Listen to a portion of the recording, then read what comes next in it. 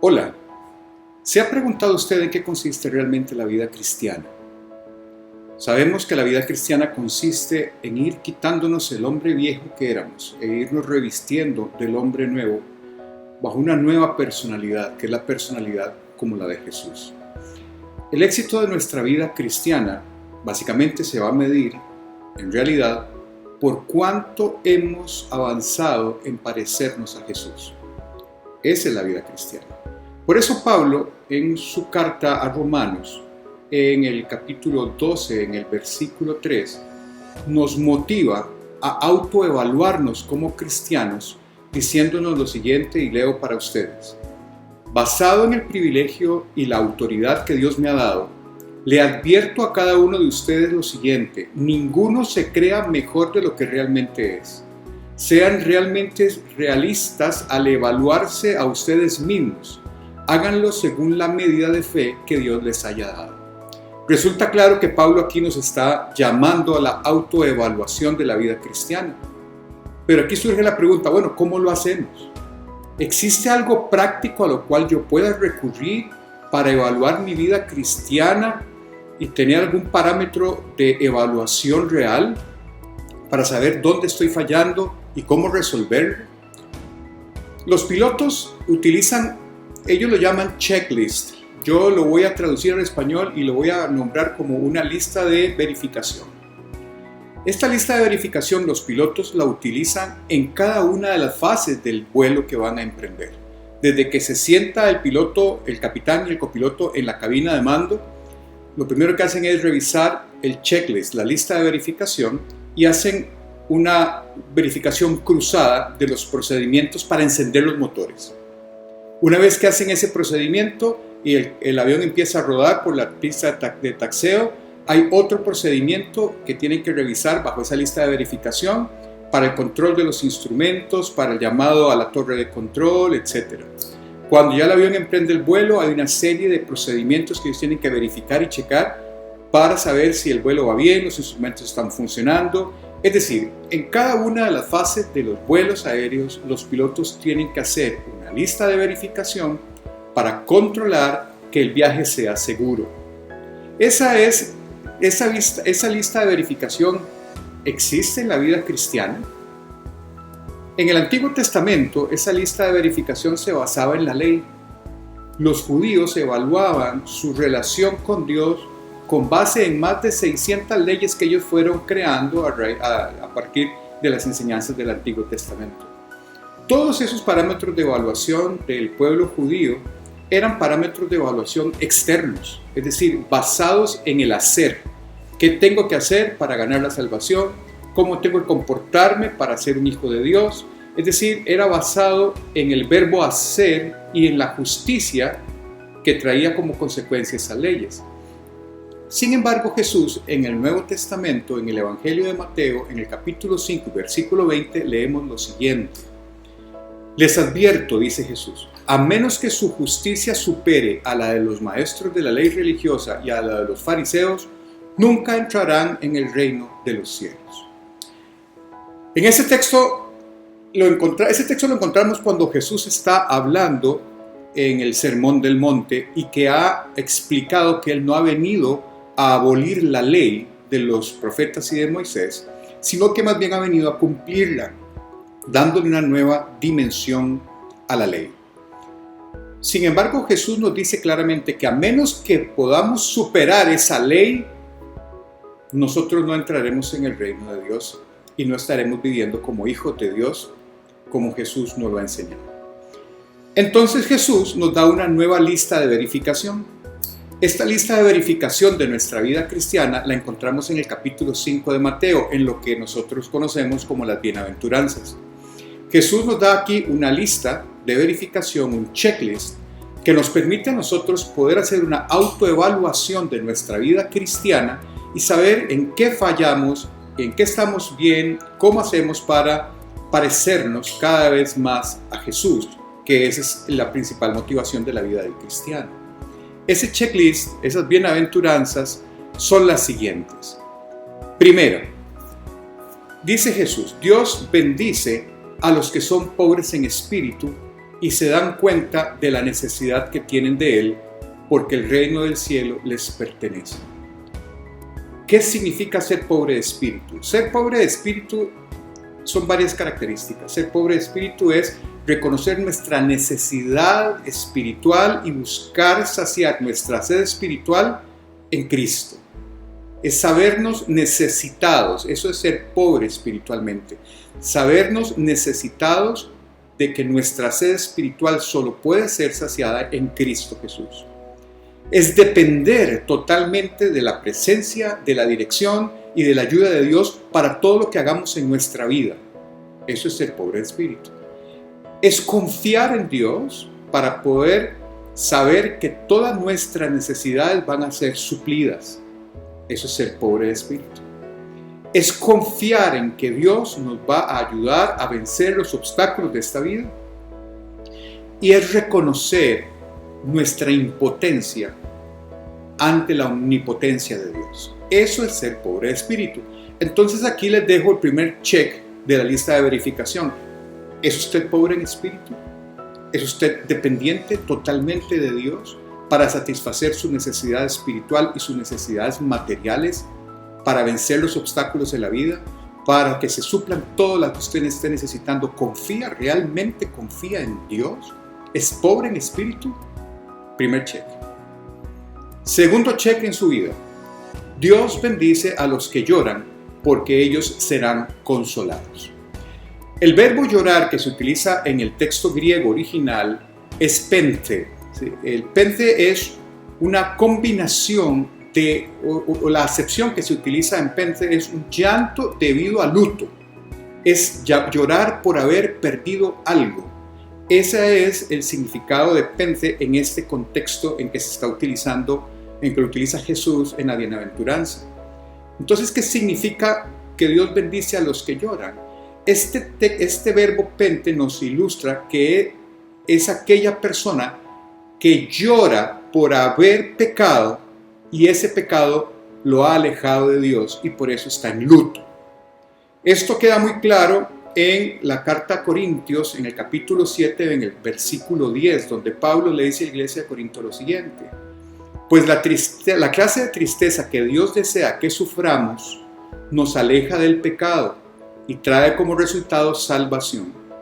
No hay que lamentarse por esa clase de tristeza, pero la tristeza del mundo, a la cual le falta arrepentimiento, resulta en muerte espiritual.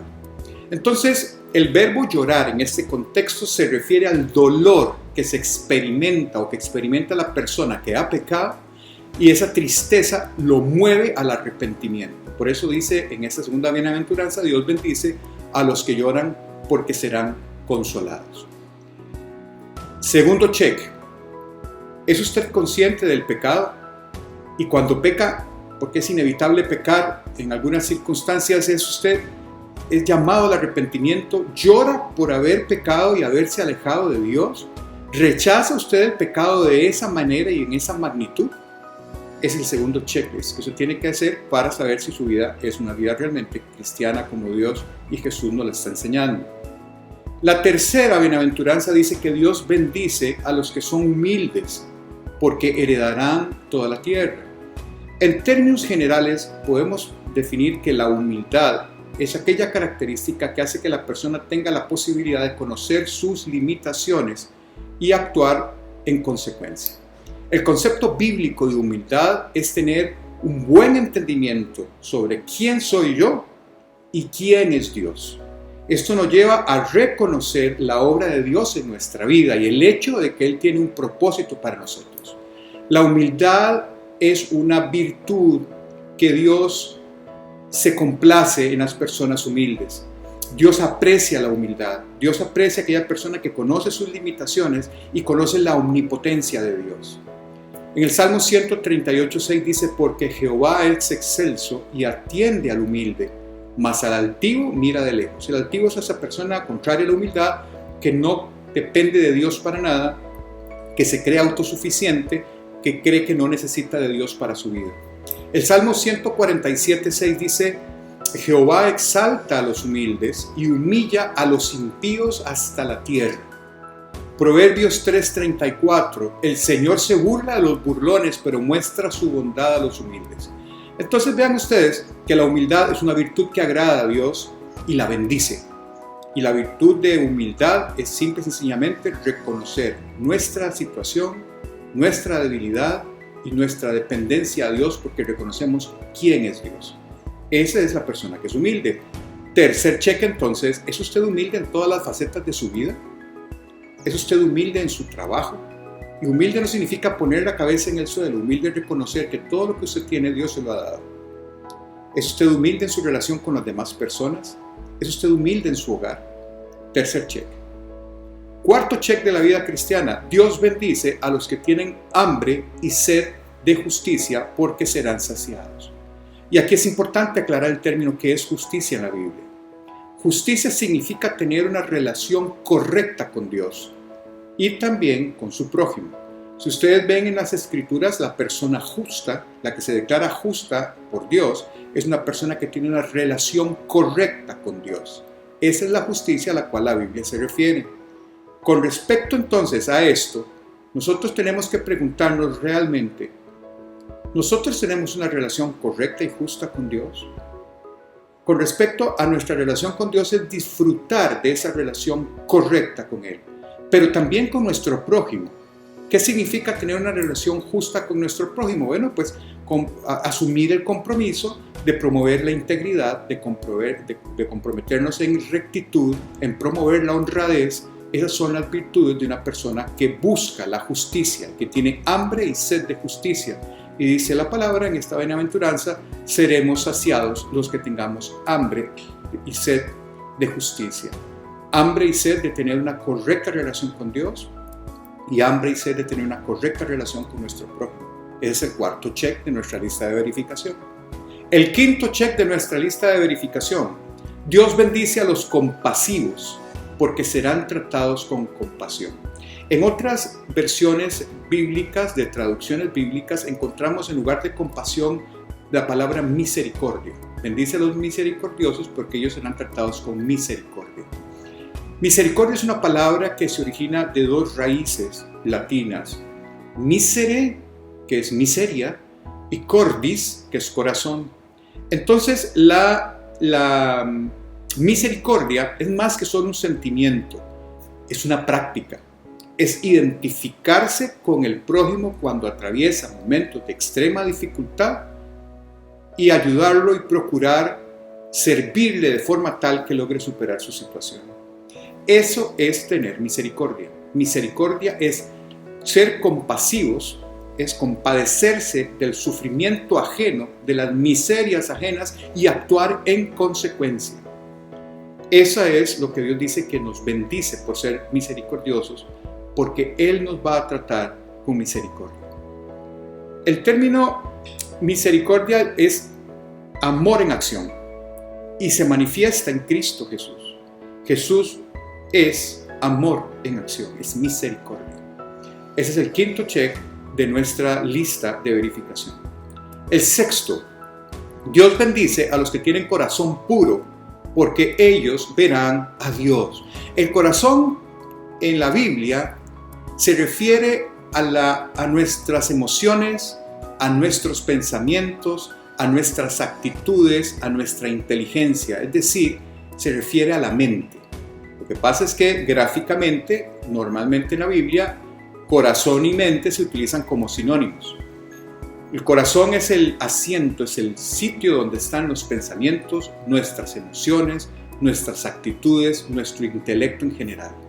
Y el término pureza se refiere a que no haya contaminación con otras cosas. Un elemento puro es un elemento que no tiene contaminación de otras cosas.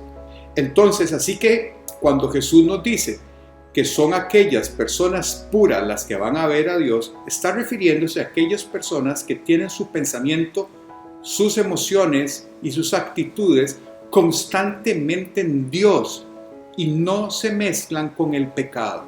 Es decir, es un corazón que no es adulterado, sino que es un corazón puro. No es un corazón adulterado por el pecado, sino que es un corazón puro. Ahora, ya en la vida práctica, decir, bueno, yo tengo un corazón puro, no contaminado por el pecado, es imposible. Por eso es que Jesús vino a la tierra, se entregó voluntariamente en la cruz para que su sangre nos limpie de todo pecado. Vean ustedes lo que dice Primera de Juan en el capítulo 1, el versículo 7. La sangre de Jesucristo, su Hijo, nos limpia de todo pecado y de toda maldad. Es la única forma de tener un corazón puro, es a través de Cristo Jesús. No existe ninguna otra opción, porque nuestra tendencia es a la concupiscencia, es al pecado. Y solo a través de la sangre de Cristo nosotros podemos limpiarnos de pecado y mantener un corazón puro. Si Jesús dice que se bendice a los que tienen corazón puro, es porque hay gente que tiene corazón puro. Y se purifica el corazón a través de la sangre de Cristo. Es la única forma de poder mantener nuestro corazón puro. Ahora sí podemos entender un poco lo que dice Pablo en la segunda carta a Corintios, en el capítulo 7, versículo 1, que leo para ustedes. Dice así: queridos amigos, dado que tenemos estas promesas, limpiémonos de todo lo que pueda contaminar nuestro cuerpo o espíritu y procuremos alcanzar una completa santidad porque tememos a Dios. Y la forma en que Pablo nos dice de limpiar toda nuestra inmundicia, de todo nuestro pecado, de todo lo que nos contamina, es a través de la sangre de Cristo. Entonces, sexto check: ¿busca usted un corazón puro? A través de su relación con Jesús, su sangre ha limpiado su corazón y usted huye del pecado para mantenerlo puro. Séptimo check: Dios bendice a los que procuran la paz porque serán llamados hijos de Dios.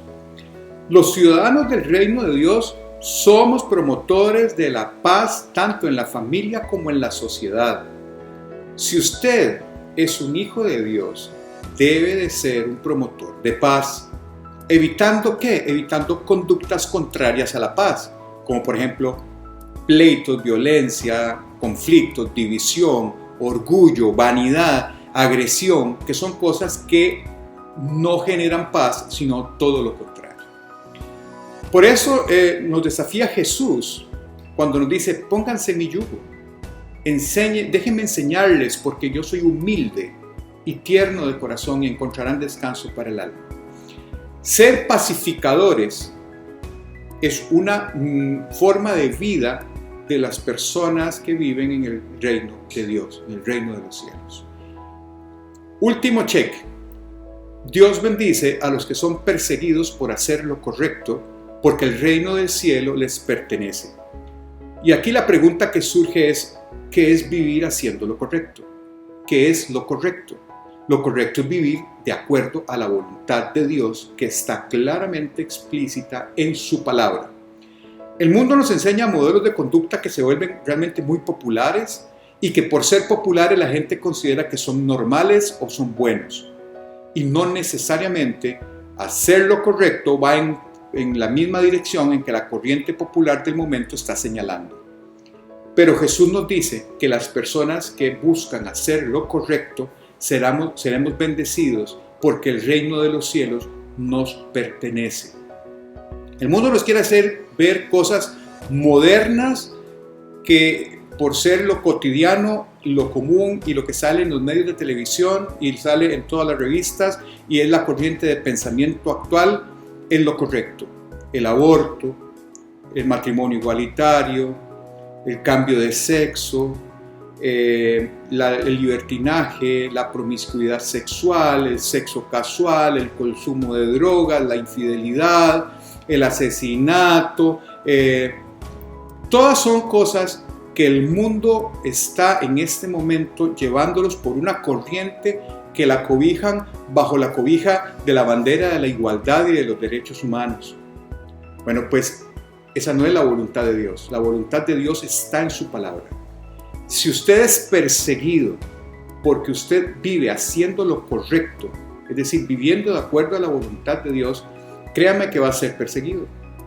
Jesús mismo lo dijo: van a ser perseguidos por llevar mi modo de vida, mi modo de conducta, las normas del reino.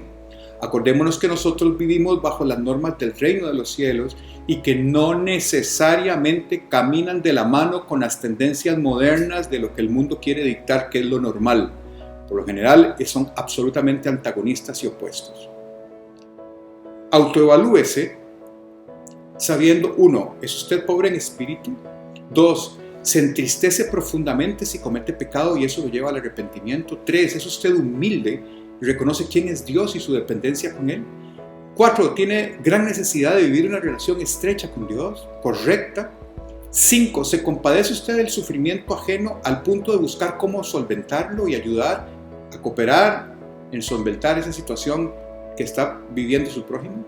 6, mantiene su corazón puro, es decir, no lo adultera con la presencia del pecado y vive constantemente con su mente enfocada en Dios. 7, ¿es usted un promotor de la paz en su familia y en su entorno? 8, vive haciendo lo correcto, apegado a la palabra de Dios, aun cuando su conducta esté lejos de lo que el mundo señala como normal. Ahora sí, con esta lista en mano, volvamos a leer el versículo con el cual empezamos esta enseñanza, el versículo de Pablo, para que vean cómo cobra sentido. Basado en el privilegio y la autoridad que Dios me ha dado, les advierto a cada uno de ustedes lo siguiente: ninguno se crea mejor de lo que realmente es. Sean realistas al evaluarse a ustedes mismos, háganlo según la medida de fe que Dios les ha dado. Espero sinceramente que esta lista puesta de esta manera, que no son otra cosa más que las bienaventuranzas que Jesús nos enseñó, nos ayude a corregir nuestra vida cristiana y ajustarnos a esa lista de autoevaluación que el mismo Jesús nos dio para evaluarnos a nosotros mismos de una manera sincera y corregir lo que tengamos que corregir para ser bienaventurados y dichosos como Jesús lo quiere. Que el Señor los bendiga. Muchas gracias.